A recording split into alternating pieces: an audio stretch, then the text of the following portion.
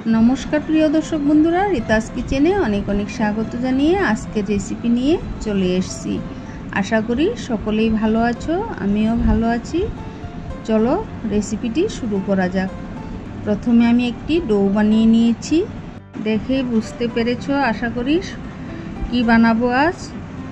प्रथमे एकटी dough बानिয়েছি, एटाते दिয়েছি 1 KG आटा, समपरिमाण चिनी दिয়েছি, 2টি नारकेल, तारपर दिएছি 2 टीस्पूनेर मतो गोटा मौरी दिएছি।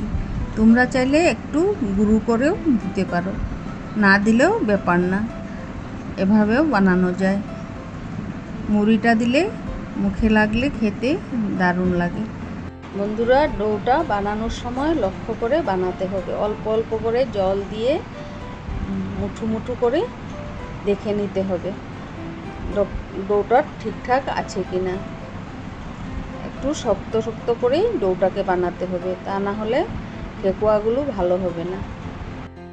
প্রথমে আমি অল্প অল্প করে জল দিয়ে ঠেসে ঠেসে একটি ডো বানিয়ে নিয়েছি। একটু ময়ান দিলে খেতে ভালো হয়। আমি 2 টিস্পুনের মতো ঘি, 2 টিস্পুনের মতো রিফাইন দিয়ে ভালোভাবে ময়ানটা দিয়ে নিয়েছিলাম। এবার একটি চাকুর সাহায্যে একটু ডিজাইন করে নিয়েছি। আমার হাতে সাজ নেই, সাজ থাকলে সাজ দিয়ে বানিয়ে নিতাম, তার জন্য আমি চামচ দিয়েও করা যেত, আমি চাকু দিয়েই করে নিলাম। দেখো বন্ধুরা কত সুন্দর হয়েছে। এবার আমি ভেজে নিচ্ছি।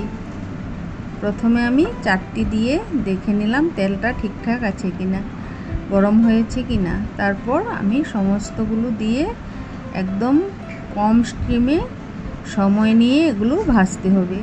হুড়মুড় করে গ্যাসের ফ্লেম বাড়িয়ে ভাজলে এগুলো ভিতরে কাঁচা থাকবে, আর বেশি দিন রেখে খাওয়া যাবে না।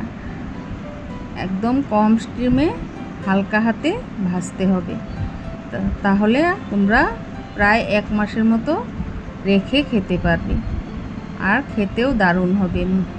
ভিতরটা নরম হবে, উপরটা একদম শক্ত শক্ত, দেখতে দারুণ হবে একদম। দেখো বন্ধুরা কত সুন্দরভাবে ভাজা হয়ে গিয়েছে। এভাবে আমি সবগুলো ভেজে নিচ্ছি। বন্ধুরা আমার রেসিপিটি যদি তোমাদের ভালো লেগে থাকে, ভিন্ন স্বাদের এই রেসিপিটির জন্য সবাই লাইক, কমেন্ট এবং সাবস্ক্রাইব করে আমার পাশে থাকার অনুরোধ রইল। এইভাবে তোমরাও একবার বাড়িতে বানিয়ে খেয়ে দেখো। ফিরে আসবো নতুন নতুন রেসিপি নিয়ে। ধন্যবাদ।